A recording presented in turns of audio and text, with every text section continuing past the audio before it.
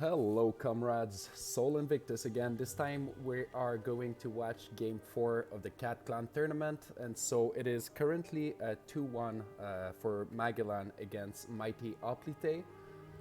So the first two games were won by Magellan, then considering it's a best of 5, game 3 was very important for Oplite and he was able to win using the Numidians against Rome. I say Numidian because the name of the faction just messes up my head every time. So yeah, that's it. On that one, we're gonna have Oplite using Macedon, and he's gonna be facing Magellan using Epirus. So faction-wise, the advantage that Epirus is gonna have is gonna be the Samnite Warriors, very useful unit. It's gonna be a bit stronger than the Thorax Swordsman. So as we can see, they're gonna have slightly better armor at 95, which is 20 armor extra. Same moral, melee attack is going to be slightly higher on the Thorax, and melee damage is the same. The Samnite will have a better charge at 25 against 18, and melee defense is actually pretty similar, 2 extra for the Thorax. So on the charge, the Samnites are going to wreck the Thorax swords. Then the fight is going to stabilize, but I mean that charge damage down the line is the reason they're going to win. After that, we're going to have interesting skirmishing options for both of these units. We'll actually see those Agrianian Axemen for Epirus. If you look at their stats, it's a very strong unit. So they've got their missiles, but after that, they're more than competent in melee. They have a very good moral at 50 and 27 charge bonus. That's huge. That's very big. Mercenary Italian swordsmen. So also Epirus, what they're gonna have over Macedon is gonna be better. Well, actually they're gonna have cheaper melee infantry. So the cheapest melee infantry Macedon can field is gonna be those Thracian warriors at 500 denarii. But the problem with these guys is gonna be, am I recording? As I am. The problem with those Thracian units is that they have very low armor, so a unit like Agrianian combined with slingers will just make them absolutely disappear from the battlefield. So yeah, that's it. Epirus is going to have an edge for cheap melee infantry. They're going to have very similar cavalry. Both of these factions have access to nice skirmisher units. Also, I find Macedon as a bit more option for their general, considering they can field melee infantry, although royal peltas are rarely used. So we're going to go over Macedon build first. There's going to be 3 Thessalian cav, 1 companion royal cavalry, 1 companion cavalry for the general. There's going to be a Thracian peltas instead of the Agrianian Axemen. I'm not sure about that decision. It's slightly higher missile damage, so that might be a white Thorax Swordsman. That's going to be 4 of them, 2 arrows. Actually 5 Thorax Swordsmen. There's going to be 4 slingers as well. I think we see Mercenary Thracian Cavalry, an interesting pick. So he went for these guys again, instead of the Tarentine, probably in order to afford a more shock cav, which is going to be a good call, but then again, they're going to have a tough time against the Tarentine Oplite. Those 2 arrow spears in this patch are absolutely deadly. They used to be a noob pick, but now they're actually quite a good unit for faction like Macedon. Cool Macedonian build. For Epirus, we're going to get 2 Rhodium Slingers. I like to see that. There's going to be Mercenary Samnite Warriors, should be 3 of them, and indeed 3. Illyrian levies, 2 of them. No, sorry, 1 Illyrian levy, 1 Italian swordman.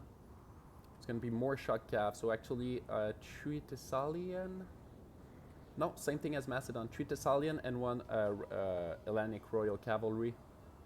That should cover it, and then the Agrianian Axemen on each flank, as well as the Tarentine. So I actually really like that Epirus build.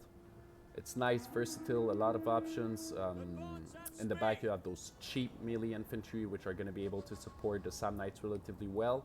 I like the pick of the 2 Rhodian Slingers, so instead of going for quantity, I went for quality for the skirmishing units. And then on the flank you've got the punch under those Agrianian Axemen. So if these guys are able to get their jabs into Thessalian, that's going to be huge for Epirus. So as we've seen in all those battles, we're going to see Magellan rushing for a flank. This time I like what Macedon's going to do. He's going to deny that fight. It didn't go well for him in the first 2 games when he accepted those flank fight. And as you see, what he did there by pulling back forced Epirus to square up with him again. So Macedon's actually in the position that he was hoping for, which seems to be for head-on engagement. Yes, very good move there. That mercenary Samnite warrior is going to be blunted, charged by Thorax swordsman. Those two arrow spears are going to get their jab right away into the Thessalian, and then countercharged by Thessalian cav from Macedon. Very nice move. Both generals are engaged. That companion cavalry took quite a beating. This is looking good for Macedon so far, although the center kind of went into the favor of Epirus, it seems like. On the flanks, we're going to get crucial shots into those Thorax swordsmen. Doesn't look like much, honestly. But I mean, that's going to wear down the AP damage. Italian sword charging into two arrows, actually being countered. Very good job there by Macedon. He's actually gonna good move by him there. Instead of wasting a charge of Thessalian and therefore wasting the HP damage on an on a militia applique unit, he's just gonna send in his Thorax, which should do fantastic against the militia. We'll see a push there that is gonna be hard to counter for Macedon, although they are about to get crucial shots into those Thessalian. But it's gonna be hard for them to stop the advance of the Tarentine because of the low armor. If he wants to stop them from advancing, well, he would have to go in melee with them, and that wouldn't go well. So those slingers there have their rapid fire used. Then we're going to see that Italian swordsman getting absolutely shredded by 4 slingers. That's going to be GG for them. Nice counter charge there by the Epis. Oof, and you did not get a nice charge with that Thessalian, so that's going to be painful. And then reinforcement. It's going to be how those Tarentine are going to be used. Actually in melee to save that Thessalian cavalry. That's a tough call to make. I probably would have done the same, honestly. But then again, he could have kited them a bit more. Those Thracian cavalry are in a good position, although they're firing at their own Thessalian. We're going to see a push from the general down the center. That's going to be a desperate call, really, by Epirus, because then he's just going to collide with the general. These two units have pretty much the exact same stats, less melee defense. Yeah, so actually, wow, interesting. The Macedonian cavalry is just much stronger. Wow, you see those Samnites losing. And that was thanks to those nice and hasty charge by the Thessalian early game. Both generals are going to die there. Both the Companion and the Hellenic. So there's going to be a penalty of moral. Oof. We'll start seeing units drop. Macedon seems to be getting the upper end there. There's going to be no cavalry at the exception. What's happening there? That's actually going to be very meaningful. Oof, that's bad for routing with 40 men left. Wow, that's going to be very bad for Epirus because that Macedonian cav is not going to have full access to both the rear and the slingers of Epirus. Down to the very last man. Oh, that was pretty epic. So yeah, it seems like Macedon's going to be able to win that one. More cavalry ready to get into those slingers, as well as more infantry. It's as simple as that in round 2. At this stage of the battle, if you don't have anything to protect your cavalry and your opponent has more infantry on the field, it's going to be a GG.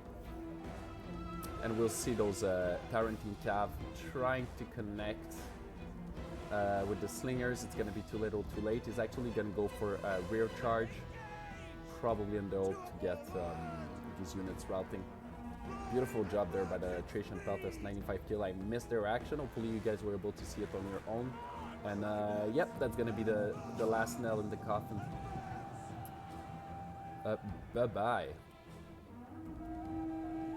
So it seems like Oplite is going to be able to make this tourney last a bit longer, which is going to mean that Game 5 is actually going to be the decider. I'm happy that Game 4 was a Greek-on-Greek battle. You know, no sword. I mean, no meta sword spam. Like, well, not that it was spammy in the past few games, but it was very efficient swords faction. As per now, we saw Agrianian Axeman, Peltas serving a bigger role. And then again, the Numidian fight just prior that was actually highly decided by the use of the skirmishers. So was this one. Super interesting battle. I like to see that. Macedon did a fantastic job on the initial charges. So as you saw, he denied the flank engagement. Then his opponent, Magellan, had to reform, and that's when he seeked the momentum and used his Thessalian pretty damn well.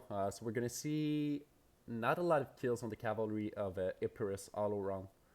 Oh, that's painful when you see a Tarentine getting only 4 kills.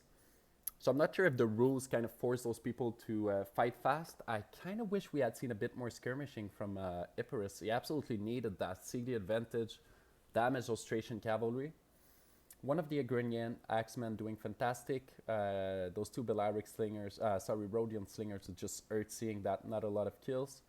Infantry-wise, the Sand Knights have been absolutely shut down by the Thessalian and the follow-up of a Thorax Swordsman. Both general absolutely drawing a Pyrrhic victory out of each other, just grinding it out, both dying at the same time. It was pretty glorious. Thessalian cavalry being used very well, not a lot of kills, more than the Epirus cavalry, but tell you what, their tactical, the way he engaged them gave him a tactical victory really by starting bad trades for Epirus and getting the infantry in a better position for Macedon. Thracian cavalry being used very well, kept for late game. We did see them on the flank getting some shots in at one point, although there might have been a bit of friendly, there was quite a bit of friendly fire from Macedon, but I mean, not enough to cost them the victory. Those slingers were healthy up until late game, so very good job. Thracian Peltas doing a fantastic job. As you can see, the Peltas can be very deadly. 2 arrow spears serving their purpose, a fair amount of kill, a lot of HP damage in those Thessalian in the early phase, and you saw how much of an advantage it gave Macedon. Thorax Swordsman, 3 of them doing fantastic, 2 other not so much. So yeah, woohoo! It's going to be best of 5 decided on game 5. That should be an interesting one. Hopefully you guys enjoyed that one as I did. So Invictus signing off.